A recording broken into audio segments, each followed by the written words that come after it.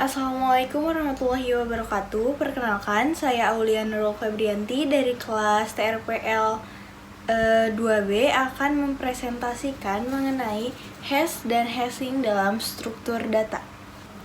Untuk yang pertama, ada apa sih itu hash dan hashing? Yaitu hash adalah nilai unik dari fungsi hash berdasarkan input key efisien untuk penyimpanan dan pencarian data. Lalu, apa sih itu hashing? Hashing adalah proses mengubah key menjadi indeks tabel atau nilai unik dengan panjang tetap sebagai penanda. Lalu untuk selanjutnya ada sikap penting fungsi hash yang optimal. Yang pertama ada uniform atau merata. Distribusi hasil hash tersebar merata untuk mengurangi tabrakan atau collision. Yang kedua, cepat. Perhitungan nilai hash sederhana dan efisien, tidak membebani komputasi. Yang ketiga, ada deterministik, yaitu input yang sama selalu menghasilkan hash yang sama untuk menjaga konsistensi data. Selanjutnya ada konsep load factor penting, yaitu perbandingan jumlah elemen dengan kapasitas tabel. Load factor tinggi meningkatkan peluang collision. Yang selanjutnya ada kompleksitas operasi hash table. Operasi insert, search, dan delete pada hash table memiliki kompleksitas rata-rata big O1 sangat efisien karena akses langsung ke indeks hasil fungsi hash.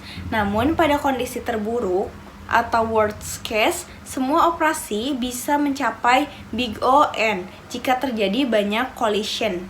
Load factor terlalu tinggi atau fungsi hash mendistribusikan kunci dengan buruk. Untuk performa optimal, fungsi hash harus menyebarkan kunci secara merata dan load factor dijaga rendah mendekati big O1. Yang selanjutnya ada penanganan collision atau tabrakan. Collision terjadi ketika dua data berbeda menempati alamat fisik yang sama. Berikut adalah metode penanganannya.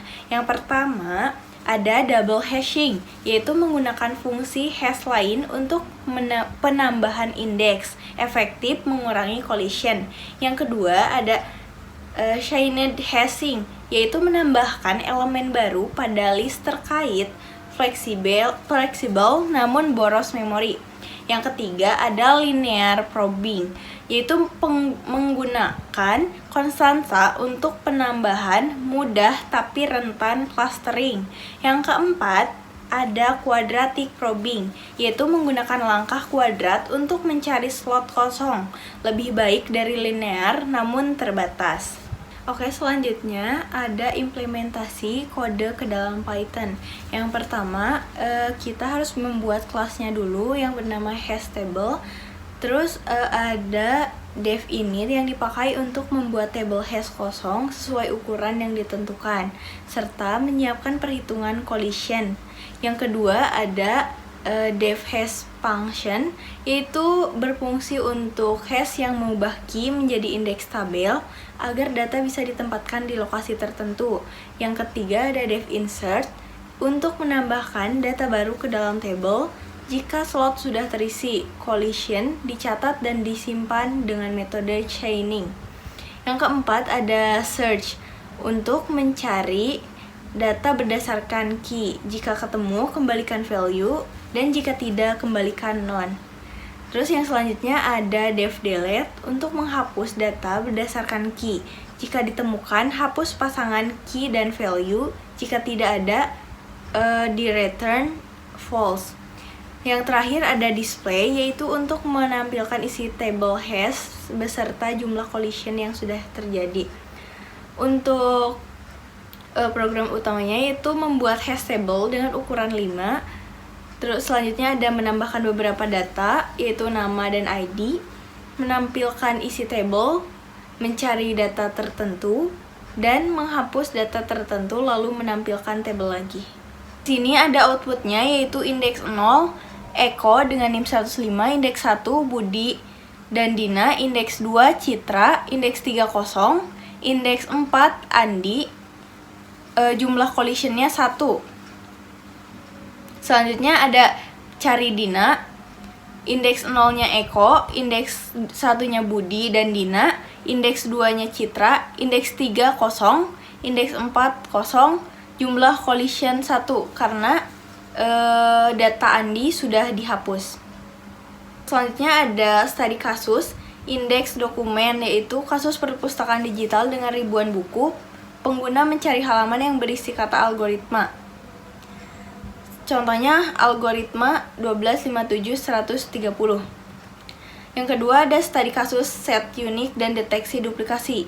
Yang pertama set unique atau presensi, sistem presensi mahasiswa mencegah double scan kartu. Contohnya key-nya NIM, value-nya status hadir.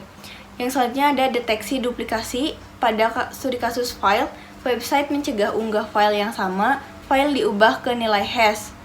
Misal SHA 256 sebagai key. Lalu yang studi kasus terakhir yaitu caching, penyimpanan data sementara. Kasusnya, aplikasi cuaca sering mengakses data dari API, data kota Jakarta sudah pernah diambil lalu disimpan di change. Yaitu contohnya key sama dengan nama kota, value-nya hasil cuaca terakhir. Contoh Jakarta, suhunya 30, kondisinya cerah. Lalu kesimpulan dari materi ini yaitu hash dan hashing memungkinkan operasi tambah, cari, dan hapus berjalan cepat dengan rata-rata big O1, kinerja dipengaruhi fungsi hash, load vector, serta teknik penanganan collision, sehingga hash table menjadi solusi efisien untuk penyimpanan dan pencarian data. Sekian presentasi dari saya, mohon maaf apabila banyak kekurangan. Wassalamualaikum warahmatullahi wabarakatuh.